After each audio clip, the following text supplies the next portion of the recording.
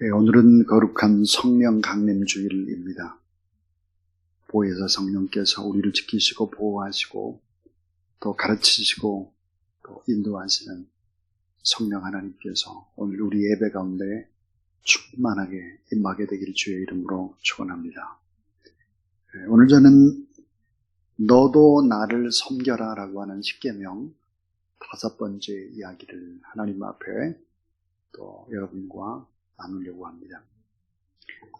어떤 사람이 아주 유명한 전도자 빌리 그레이엄 목사님께 와서 묻기를 이런 질문을 했습니다. 목사님, 안식일에 소가 구덩이에 빠지면 건져내야 할까요? 말아야 할까요? 아니면 그대로 교회를 가야 할까요? 그때 목사님께서는 물론 건져내야죠. 그러나 안식일마다 계속해서 소가 빠지게 되면 제발 부탁인데 그 소를 팔아치우든지 잡아먹든지 둘 중에 하나를 하세요. 이렇게 대답을 했다고 합니다.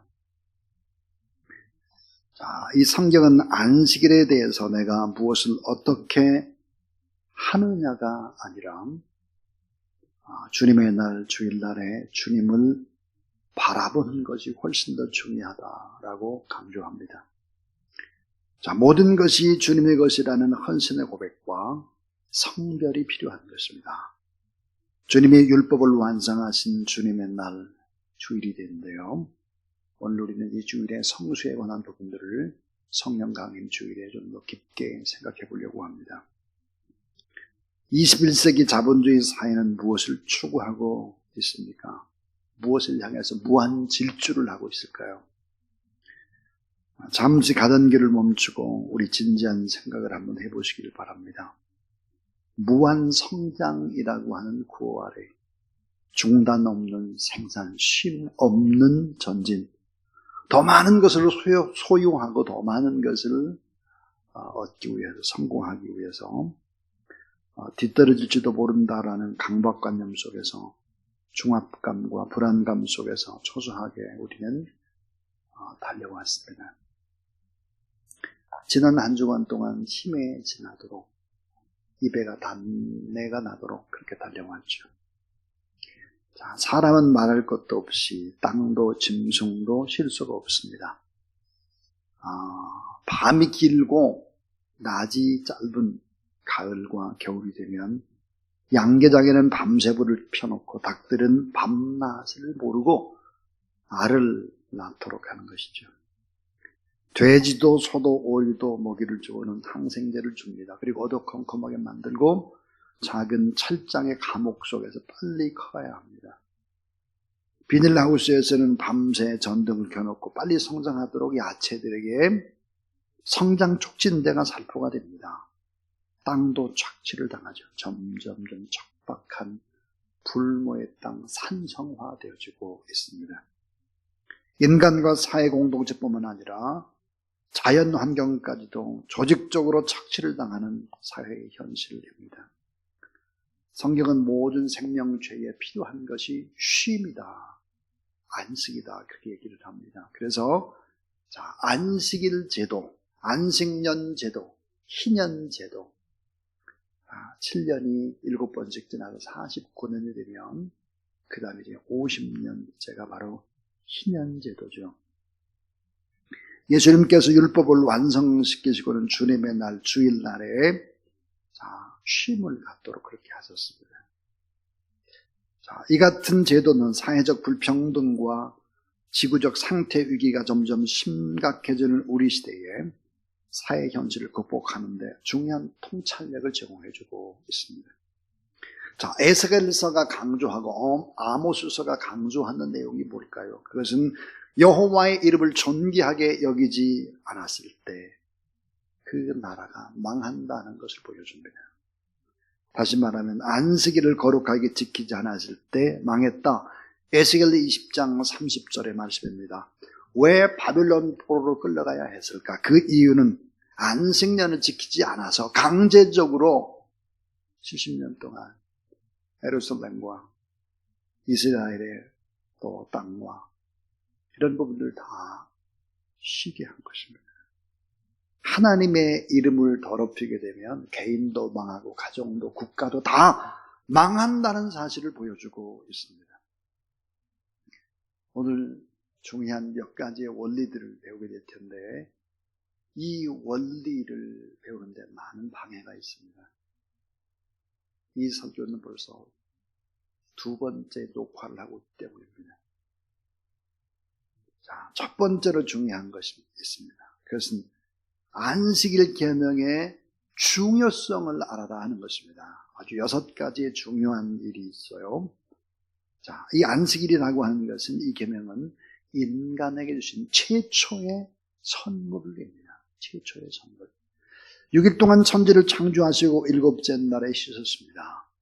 6월절도 안식으로 시작되고 나팔절도 안식으로 시작되고 대속죄일도 안식으로 시작이 됩니다. 인간에게 주신 최초의 선물이 뭘까? 그것은 안식입니다. 또 하나는 일주일의 하루를 구별하는 성별의 의미입니다. 성별. 일주일에 하루를 드린다라고 하는 것은 뭘까? 첫날을 드린다는 것은 전체를 드리는 것입니다. 11조 10분의 1을 하나님 앞에 드린다라고 하는 것은 모든 것 전체가 다 공급자가 하나님이라고 하는 이 사실을 주권적으로 인정하는 것입니다. 그래서 주님에 대한 헌신을 나타내는 성별의 의미입니다.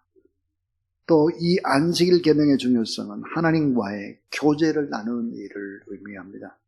6일 동안 우주를 창조하시고 나서 6일이 끝나기 전에 하나님의 형상을 닮은 걸작품을 만들지요. 인간을 만듭니다. 그러니까 인간이 첫 번째 맞이한 안식의 제1, 그것은 바로 안식일이었습니다. 그러니까 쉬고 나서, 다시 말해 하나님과 교제하고 나서 일을 하라 하는 것입니다. 그리고 창조 사역에 축제를 하자 하는 것이지요.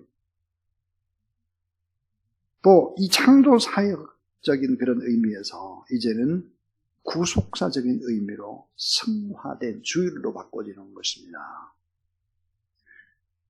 이 계명의 순종과 불순종에 따라서 어떤 일들이 벌어질까? 그것은 축복과 저주가 결정이 되는 것입니다. 자, 축복과 저주가 결정이 되는 것이죠. 이 안식일의 계명, 다시 말하면 완성된 주일을 잘 지키게 되면 복을 받지만 주일을 잘 지키지 않으면 틀림없이 저주를 받는다라는 얘기입니다. 10계명 가운데 4계명의 내용을 설명하는 것이 가장 깁니다. 가장 길다는 것은 뭘 의미할까요? 가장 중요하고 꼭 틀림없이 지키지 않으면 안 된다 하는 것을 강조하는 것입니다. 왜 바벨론 포로가 됐는가? 포로로 끌려가서 70년 동안 고생을 했을까? 그것은 바로 불순종 때문입니다. 안식일을 지키지 않는 불순종 때문에 망하는 것입니다. 또 하나의 안식일은 시간의 지성소입니다. 신학자 아브라함 헤셀이 얘기를 했는데요. 안식일은 시간의 지성소다. 지성소가 무엇입니까? 하나님의 임재와 하나님의 역사하심이 가득한 곳이 바로 지성소입니다. 그래서 이 안식일의 계명의 중요성을 알아야 하는 것이죠. 가끔 이렇게 질문을 하는 분이 있습니다. 왜 안식일을 토요일에 지키지 않나요? 라는 질문을 많이 합니다. 이런 질문을 받을 때마다 제가 하는 얘기가 있죠. 그것은 오늘날 우리는 왜 양을 제물로 잡아서 하나님께 바치지 않습니까? 이런 질문과 동일한 류의 어처구니 없는 질문입니다.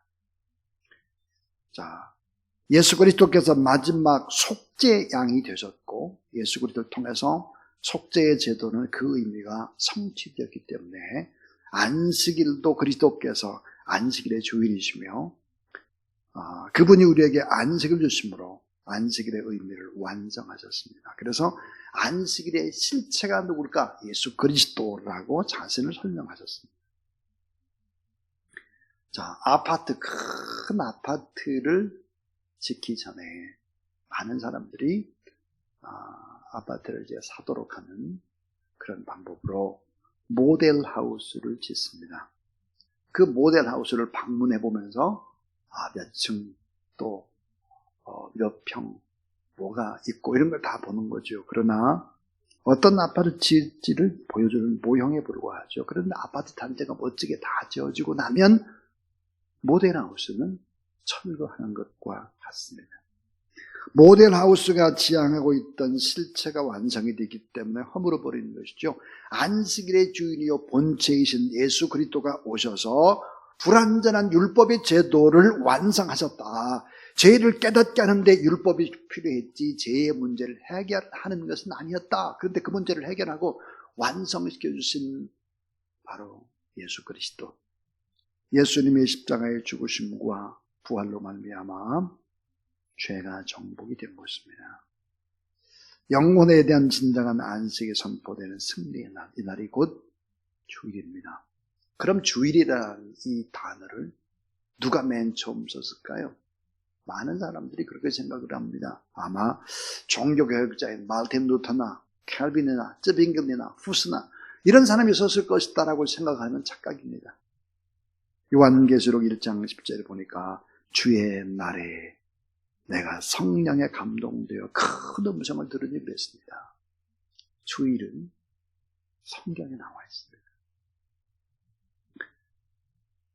지난 5월 19일은 부처님 오신 날이었습니다. 저는 참 깜짝 놀란 뉴스 하나를 받았습니다. MBC 또 뉴스투데이 이런 데 나왔던 이야기입니다. 서울 이 조계사 앞에, 조계사는 얼마나 큰 절입니까? 사찰이죠. 이 조계사 앞에 열심을 가진 그리스도인들이 모여들었습니다. 그래서 그곳에서 찬송을 하고 하나님을 믿으라고 하고 또 기도하고 오래오래 그렇게 했습니다.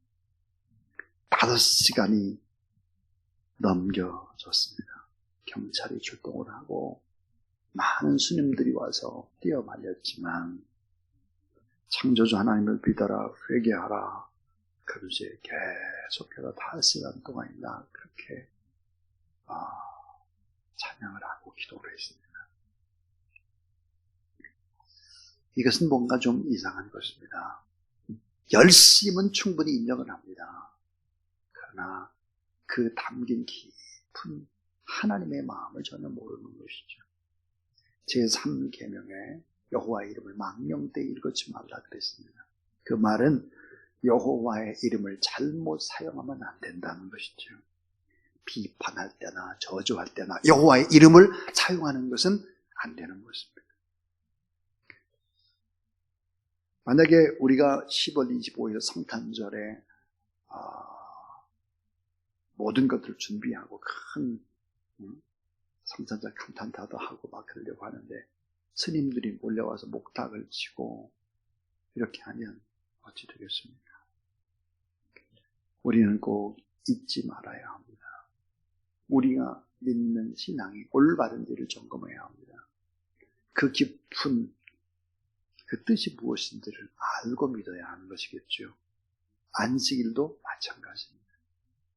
자, 이제 두 번째, 그렇다면 주일을 어떻게 지킬 것인가 하는 것입니다. 주일을 어떻게 지킬 것인가. 가장 중요한 4가지의 그 방법이 있는데요. 자, 주일을 어떻게 지킬 것인가. 그 하나가 거룩한 예배의 사람이 되라 하는 것입니다. 주일을 거룩하게 지킨다는 것은 결국 예배의 사람이 되는 것인데, 예배라고 하는 것이 무엇일까요? 예배라고 하는 것은 내가 하나님 앞에서 스스로 죽는 것을 의미합니다. 하나님 앞에 산제사 번제를 드리는 날이죠. 예배는 하나님의 말씀 앞에서 내가 죽고 내가 다시 살고 내가 다시 창조되어지는 말씀이 육화되는 시간입니다. 안식일을 지키면 안식일이 우리를 지켜준다. 유대인들은 그렇게 생각했습니다.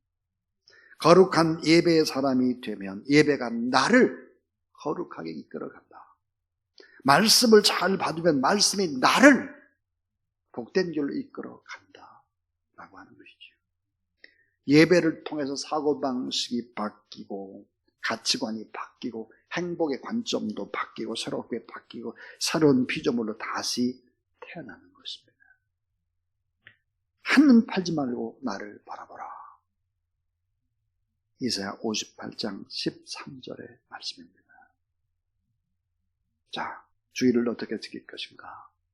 거룩한 예배의 사람이 되라 하는 것이고요. 또 하나는 주님과 교제하고 성도들과 교제하는 날입니다. 예수님이 부활하시고 나서 제자들에게 오셔서 평강을 선물로 주십니다.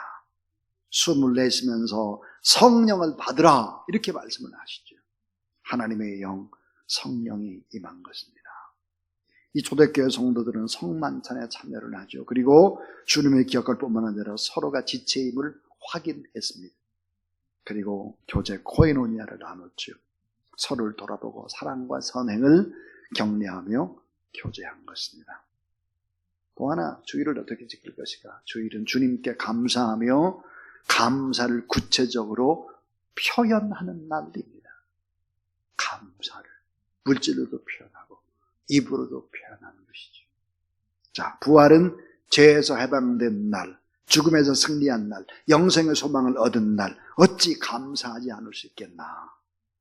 그래서 고린도후서 9장 15절 말할 수 없는 그 은사를 인하여 하나님께 감사하노라 했습니다. 신앙의 깊이는 감사의 깊이입니다.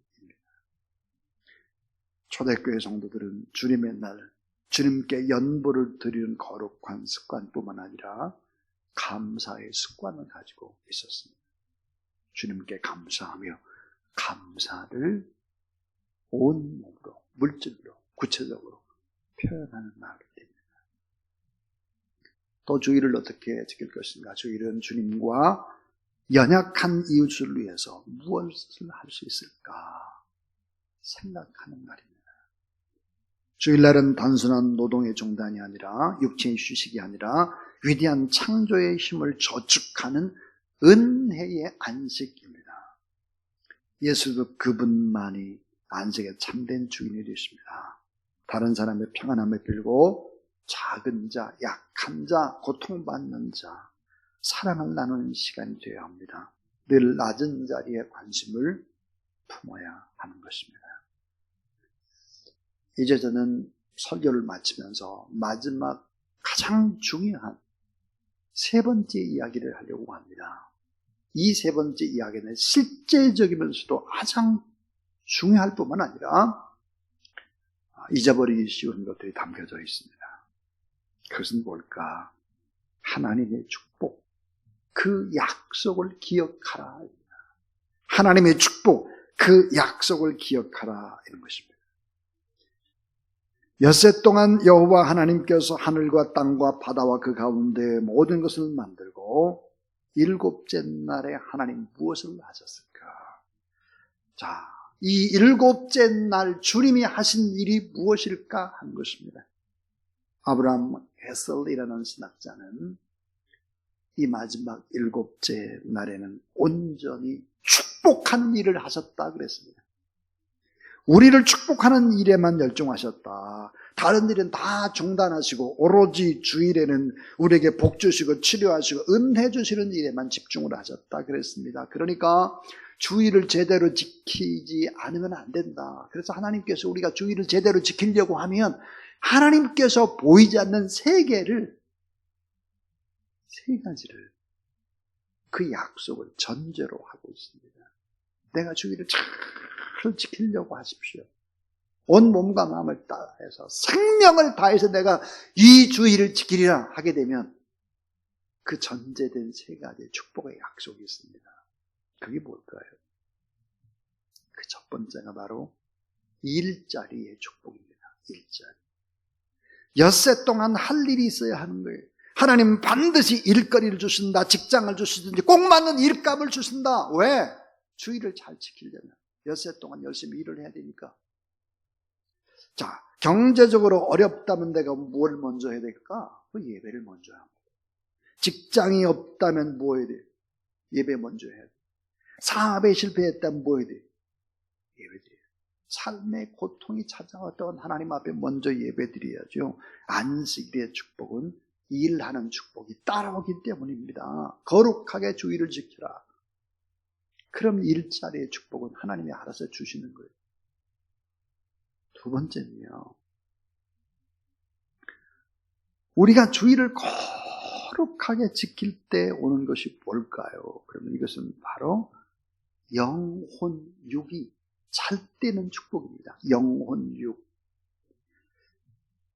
자, 하루 일을 하지 않으면 어떻게 될까? 우리는 분명히 손해를 봅니다. 다른 사람은 일을 하는데 말이에요. 근데 하나님께서 우리에게 보이지 않는 복을 주십니다. 그게 뭘까요? 영혼의 복입니다. 우리 영혼에 하늘의 복을 주십시오. 특별히 자녀들에게 복을 주는 게 자녀. 보이지 않는 큰 복입니다. 건강의 복입니다. 건강의 복. 세상적으로 손해볼 것 같은데 두려움이나 불안을 믿음으로 이겨내면 놀라운 거룩한 주의를 지켜야 될 때는 바로 영혼적이 잘 되는 복을 전제로 하는 것입니다. 자, 마지막 세 번째는 뭘까요? 자, 우리 거룩한 주의를 잘 지키려면 하나님께서 뭘 해주셔야 되나? 우리를 보호하시고 평화의 복을 주셔야 하는 것은 평화의 복. 왜냐하면 전쟁이 터지면 주의를 못 지킵니다. 하나님께서 평화의 복, 지키시고 보호하시는 축복을 주시겠다고 전제로 하는 것입니다. 우리는 이미 71년 동안 전쟁이 없습니다. 하나님의 큰 은혜를 생각하지 않고 작은 이익을 챙겨서 주일날도 뭔가를 하고 놀러 다니고 먹고 마시고 즐기고 이런 일에 온 힘을 기울이거나 돈이 없다고 더 일을 하거나 나가거나 이것은 참으로 어리석은 일 중에 큰 어리석은 일입니다.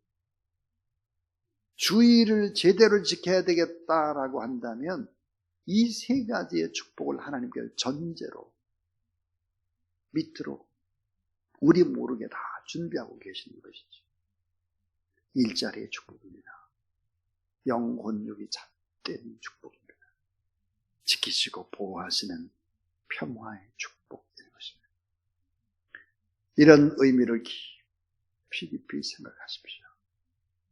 이 백성은 내가 나를 위해 지었나니 나를 찬송하게 하려 함이라 그랬습니다. 주여 주께서 지으신 모든 민족이 와서 주 앞에 경배하며 주의 이름에 영광을 돌리리이다. 무릇 주는 위대하사 기이한 일들을 행하시오니 주님만이 하나님이시니이다. 할렐루야. 여호와의 종들아 찬양하라. 여호와 이름을 찬양하라. 이제부터 영원까지 여호와의 이름을 찬송할지로다. 이렇게 하나님을 찬송할 때 놀라운 은혜와 축복과 기적과 영광이 하나님 앞에 또 우리가 축복의 거룩한 통로가 된다는 이 확신을 가지고 제4계명을 잘 지켜내는 저와 여러분 다 되시기를 주의 이름으로 축원합니다.